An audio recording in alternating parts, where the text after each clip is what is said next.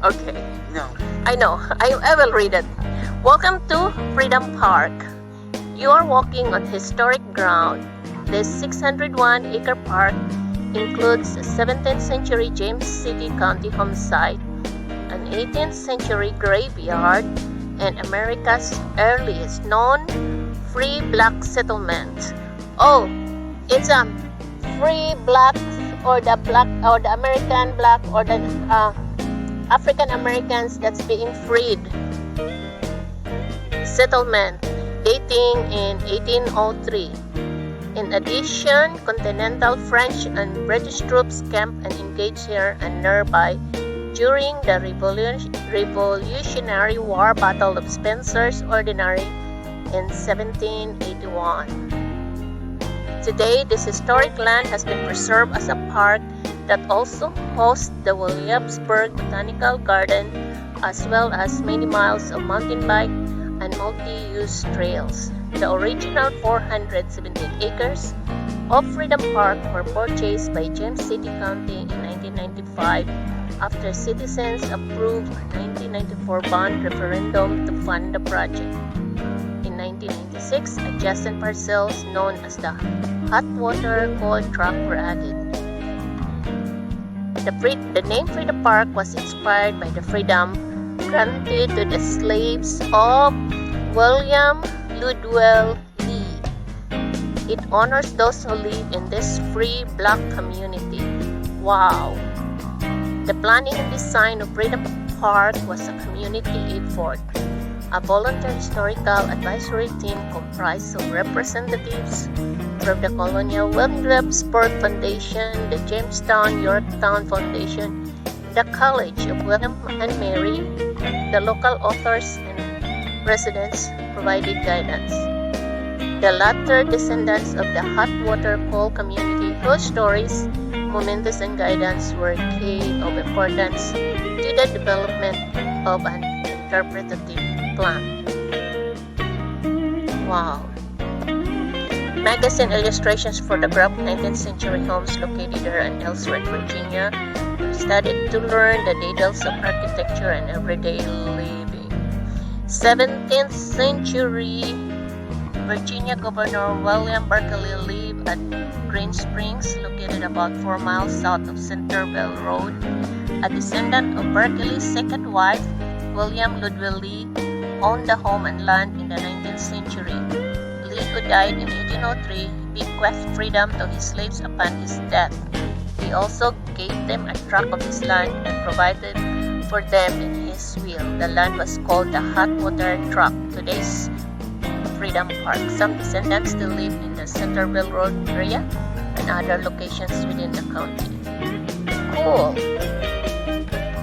The first African Americans free slaves settlement. Free black settlement. So this is where the black Native African slaves that's being freed from being slaves had settled. They were the very first black slaves that has been freed from slavery, and they settled here. And these are their cottages or cabins. It's still here in Freedom Park, and that's why this park is called Freedom Park, because it gives them freedom. The free settlement. William Ludwell Lee of Green Spring Farm died in 1803. A year earlier, he had written his will and bequeathed freedom to his slaves. He specified that comfortable homes be built for them on the Hot Waters, a subsidiary farm about 4 miles north of Green Spring. Soon after his death, his executor began building houses for the former slaves. On this site, 3 reconstructed cabins draw upon historical and archaeological research to yield a sense of what life was like for them. Women and children who lived here between 1804 and 1860.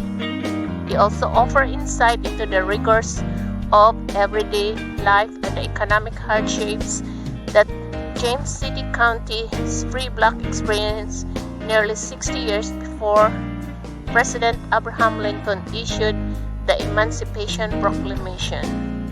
Slave quarters on the plantation, possibly Beaufort, South Carolina.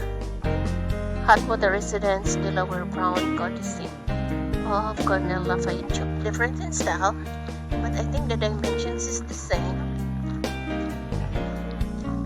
Jackson Home. By 1805, William Ludwig Lee began constructing cabins for leased former slaves who were allowed to live on the hot waters for 10 years rent-free. One type of house was made using long timber construction and a wooden chimney. This very modest dwelling was typical for slaves, free blacks, and poor whites. Such cabins might last only 20 years before falling into disrepair, leaving behind very little archaeological evidence. This house represents the home occupied by John Jackson, a former slave, and his wife Nancy. The Jacksons had 2 children.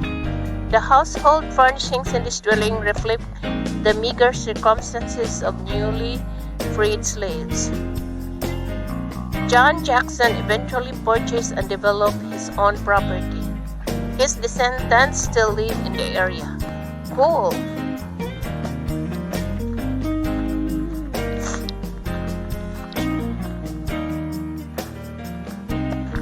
Wow. Oh, it's just like they have a second floor, maybe a bedroom.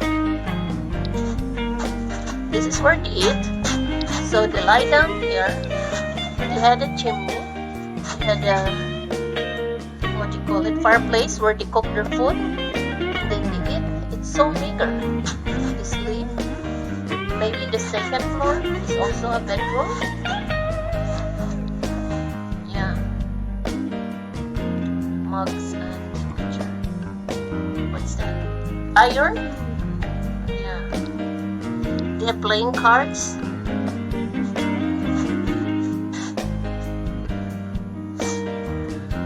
Buckets.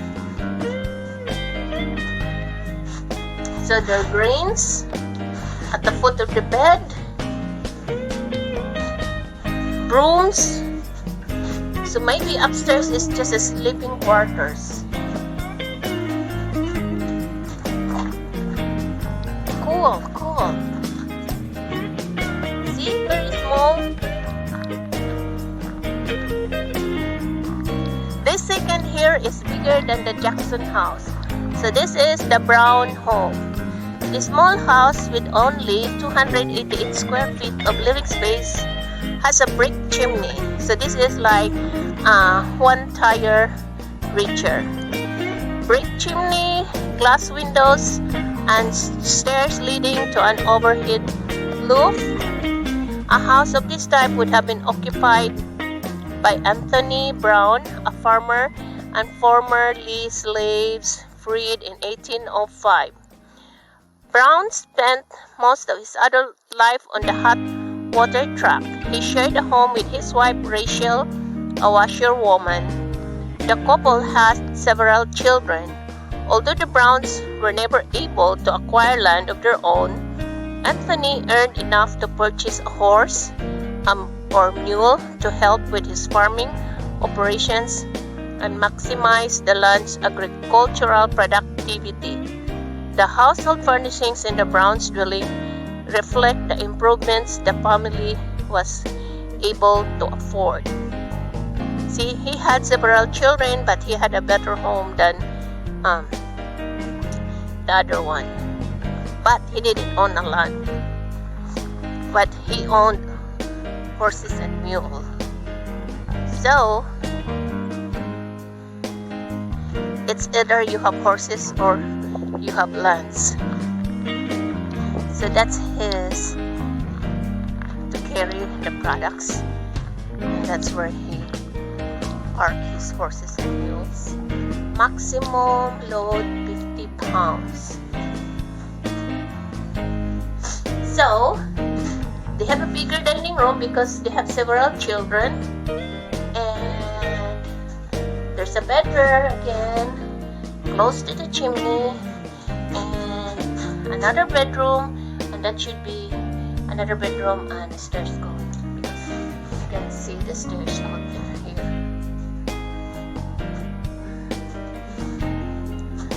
And oh my god, you scare me.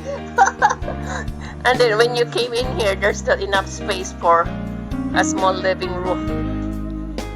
And this here, they must have planted vegetables here for their everyday living. I think that the last cabin must be the richest one.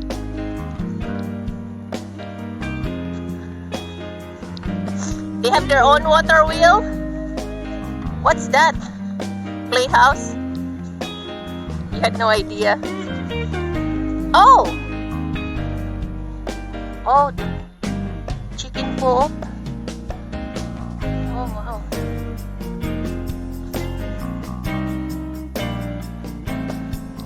Look at that, a chicken coop.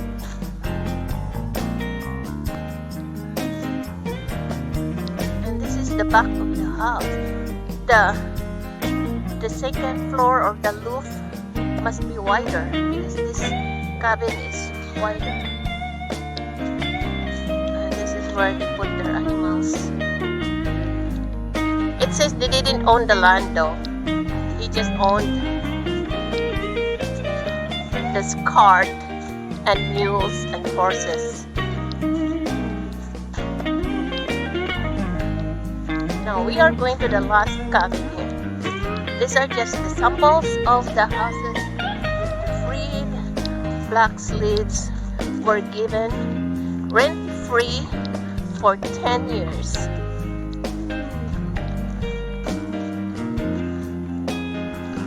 See, here in Virginia, you can still see some colors. It's locked. Maybe it's a public toilet. Outhouse. Oh, this is a small one. Smaller than the middle one.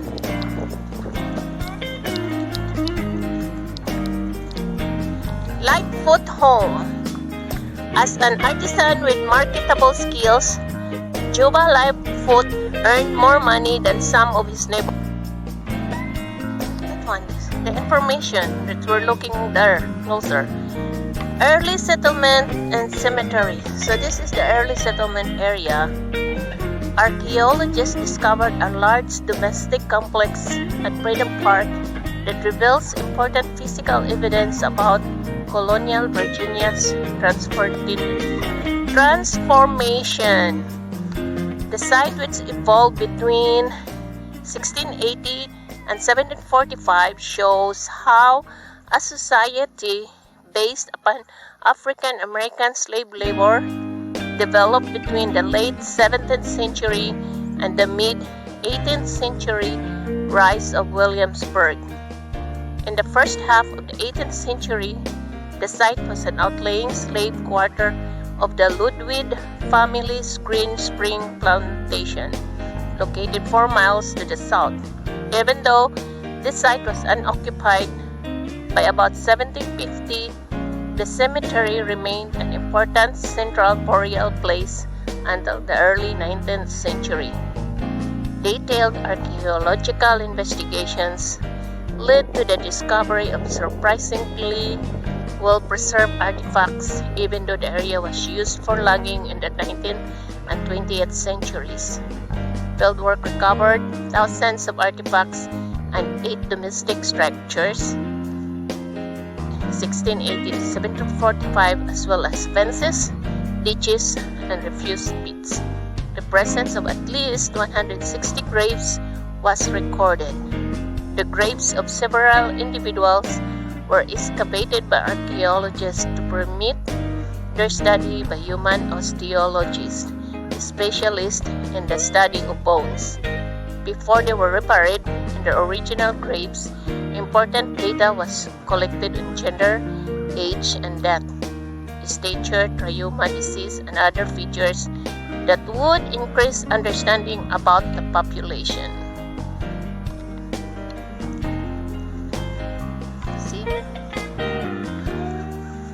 above map detailing the late 17th century dwellings and early 18th century slave quarters.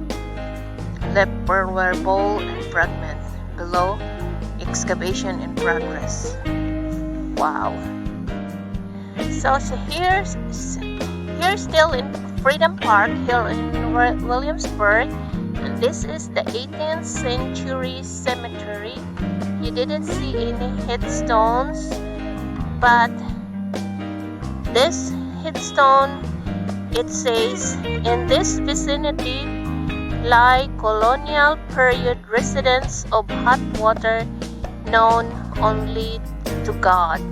So this is the 18th century, the black African slaves that has been buried here. So there's another sign there that Stone is reading. You might get more information there.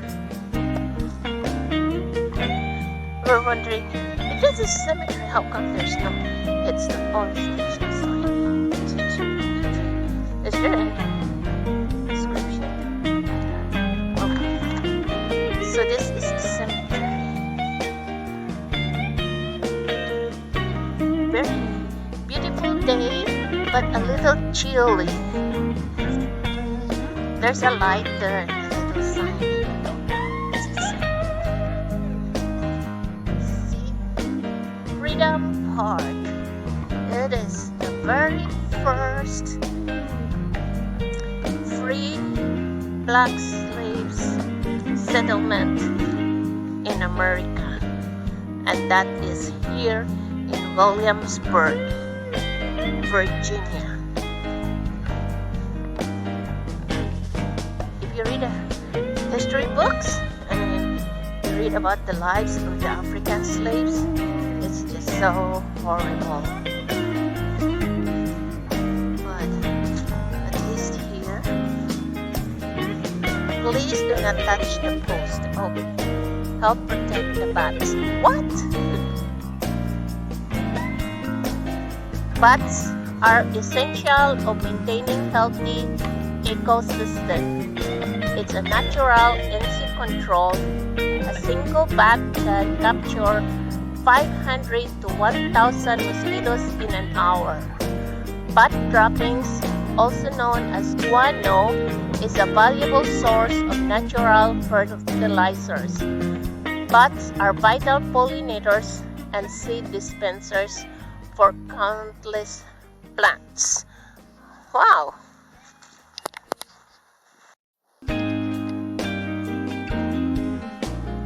Engagement as dispensers ordinary. This is the war, June 26, 1721. In the summer of 1781, thousands of troops crisscrossed the James City County countryside, foraging for food and strategically moving toward Yorktown.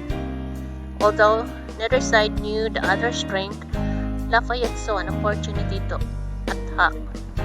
British troops tore down the fences at Spencer's Ordinary to create an open ground for a chicanery of action. Mansfield Spencer's 120 acres farm is partially overlaid by Freedom Park today. Spencer also operated an ordinary or tavern that served regular meals to travelers, located at the intersection of roads of Jamestown, Williamsburg, and Point North. Columns of troops pass along this main thoroughfare. Wow, you are here.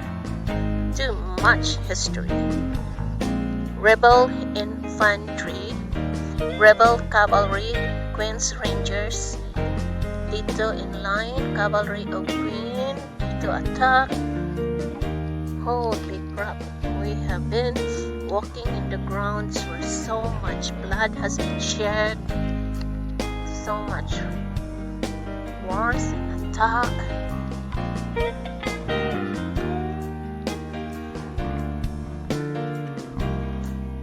This is Freedom Park. We're supposed to go to Buick's Garden, but it was closed yesterday. It was closed today. It's closed. I think because they are now doing Christmas decorations. It's open during the night. I think for the lights. Restroom. Why is this closed? Oh. Wow, I'm getting chilly. I think I need a jacket. Where is restroom? I need to